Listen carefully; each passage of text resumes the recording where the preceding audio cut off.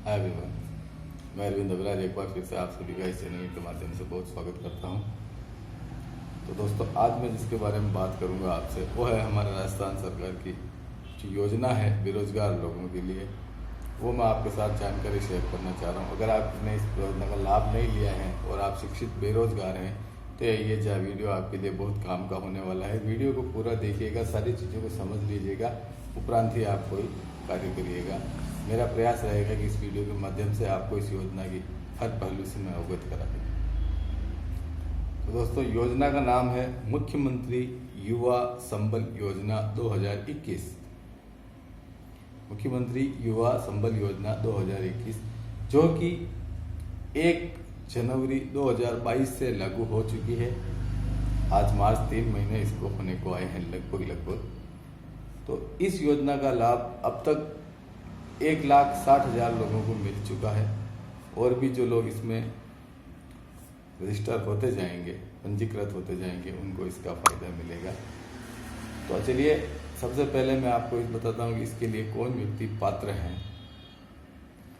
तो अगर आप जनरल कैटेगरी अथवा ओबीसी में हैं तो आपकी जो आयु है 21 से 30 वर्ष होनी चाहिए। महिला हैं अथवा रिजर्व कोटे में आते हैं आप, SC ST वगैरह जो भी, तो आपको 5 वर्ष की उम्र का छूट मिलेगी, अर्थात आप 35 वर्ष तक अप्लाई कर सकते हैं। पात्रता की पहली शर्त तो यह है कि उम्र जो है आपकी वो है 21 से 30 वर्ष होनी चाहिए और छूट देखा जाए तो 5 वर्ष की। दूसरा, आपको राजस्थान का मूल निवासी होना चाहिए, तभी आपको इस योजना का फायदा मिलेगा।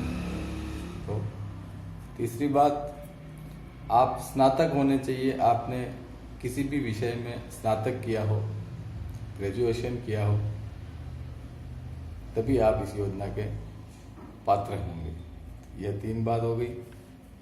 चौथी बात, आपके परिवार की जो वार्षिक आय है 2 लाख से कम होनी चाहिए। जी हाँ, परिवार की वार्षिक आय 2 लाख से कम होनी चाहिए। इसका निर्धारण कैसे होगा, इस बात को विशेष ध्यान रखिएगा कि जो आपका जन आधार कार्ड है, जिस जन आधार कार्ड में आपका नाम जुड़ा हुआ है, उस जन आधार कार्ड में जितने लोग हैं उन सब की मिलाकर समेकित आय भी 2 लाख से कम ही होनी चाहिए, तभी आपको इसका लाभ मिलेगा, अन्यथा आपको लाभ नहीं मिलेगा। ठीक है। इस योजना का एक परिवार से अधिकतम 2 लोग लाभ उठा सकते हैं।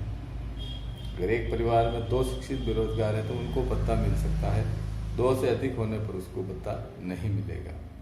ऐसा नहीं है कि अगर परिवार में 8-10 भाई बहन हैं, जैसा कि हुआ करता है विशेष लोगों में, तो उनको इसका ज़्यादा फायदा नहीं मिलेगा। सिर्फ 2, एक परिवार से एक जन आधार कार्ड में लिस्टेड सिर्फ 2 ही जो बालिग होंगे, स्नातक होंगे, उनको ही मिलेगा। यह हो गई पात्रता की बात। पात्रता से आगे बढ़ते हैं। दूसरा इसका पहलू है कि आपको कितना फायदा मिलेगा। तो जो युवा हैं, पुरुष हैं, उनको प्रति माह 4,000 रुपये का भत्ता देना नियत है।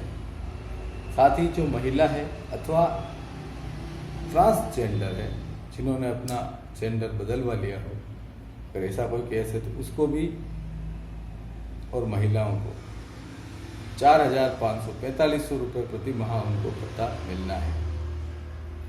अगला प्रश्न आता है कि यह भत्ता कितने दिन तक मिलेगा। तो यह भत्ता आपको 24 माह तक मिलेगा, अर्थात 2 वर्ष तक, अधिकतम 2 वर्ष तक आप ले सकते हैं। 2 वर्ष से अधिक किसी को नहीं मिलेगा। इन 2 वर्ष के दौरान अगर आप कहीं एम्प्लॉयड हो जाते हैं किसी प्राइवेट सेक्टर में अथवा सरकारी सेक्टर में, गवर्नमेंट सेक्टर में या प्राइवेट सेक्टर में, तो आपको ये भत्ता मिलना बंद हो जाएगा। इसकी सूचना आपको विभाग को देनी पड़ेगी। ठीक है। फिर है अगली बात कि आपको करना क्या होगा। सरकार इस योजना के माध्यम से आपको इंटर्नशिप करवाएगी। जो अभ्यर्थी है, जो आवेदक है इस योजना का, उसके पास अगर किसी प्रकार से कोई प्रोफेशनल डिग्री नहीं है ग्रेजुएशन तो एक सामान्य शिक्षा है, इस तरह सभी करते हैं स्नातक जिस भी विषय में आपने किया होगा। लेकिन आपके पास क्या कोई अतिरिक्त प्रोफेशनल डिग्री है अथवा नहीं है, यह आपसे पूछा जाएगा। तो अगर आपके पास कोई प्रोफेशनल डिग्री नहीं हुई तो उस स्थिति में आपको इंटर्नशिप करना पड़ेगा, जो मैंडेटरी है, आपको करना ही पड़ेगा। उसकी समयावधि रहेगी 90 दिन की।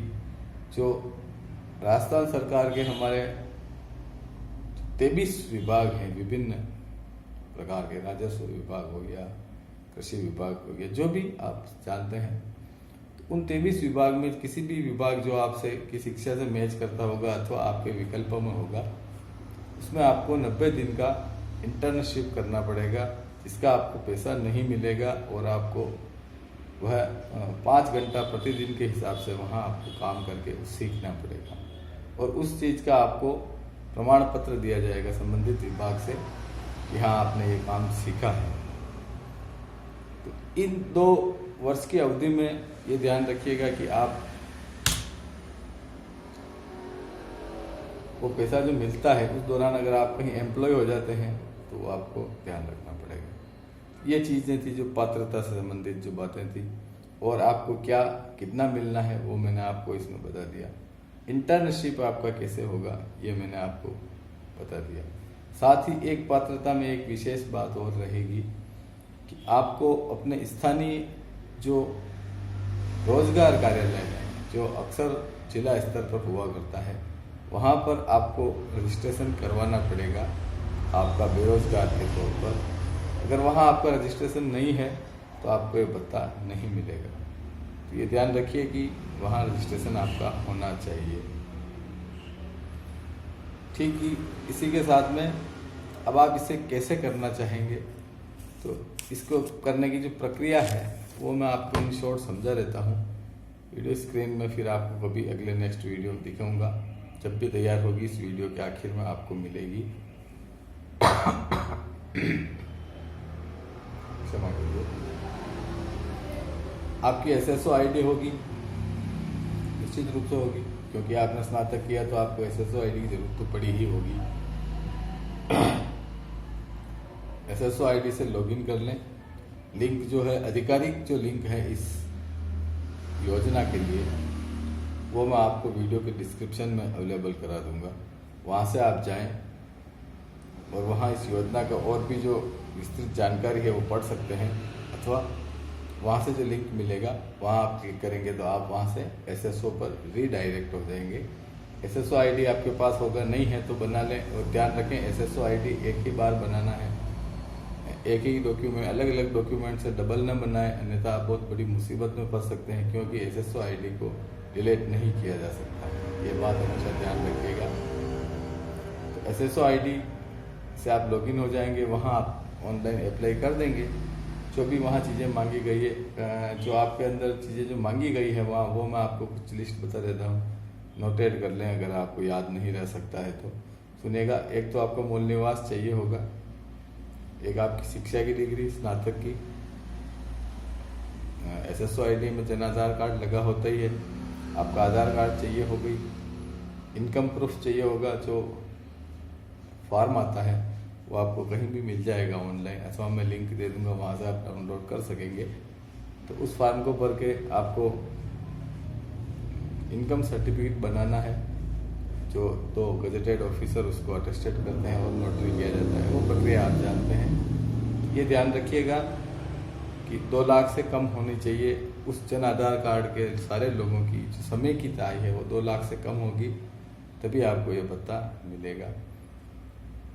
SSO ID के माध्यम से आप अप्लाई कर देंगे। अप्लाई करने के बाद में अगर ये आपका अप्रूवल हो जाती है एप्लीकेशन, तो ही आपको इस बात का भत्ता मिलेगा। अगर वो किसी कारण से आपकी जो एप्लीकेशन है इस भत्ते के लिए वो रिजेक्ट हो जाती है तो आप कुछ नहीं कर सकेंगे। तो जो अगर पात्रता है उनको आप पूरी करें, तभी आपको इस चीज़ का फ़ायदा मिलेगा। तो दोस्तों, ये कुछ जानकारी थी जो संक्षिप्त में मैंने बताने का प्रयास किया। अगर आप किसी तरह से बेरोजगार हैं और शिक्षित बेरोजगार हैं, क्योंकि बेरोजगार तो शिक्षित ही हुआ करता है, जो कम पढ़ा लिखा इंसान है वो तो समय रहते काम करना सीख जाया करता है। पर जो पढ़ जाता है वो शिक्षित बेरोजगार होकर सरकार के सिर पर चढ़ता है कि हमें नौकरी दीजिए, वो स्वयं में कोई काबिलियत नहीं देखता है। अगर आपकी कैटेगरी में है कि आप अपना काबिलियत नहीं समझते हैं, सरकार के ऊपर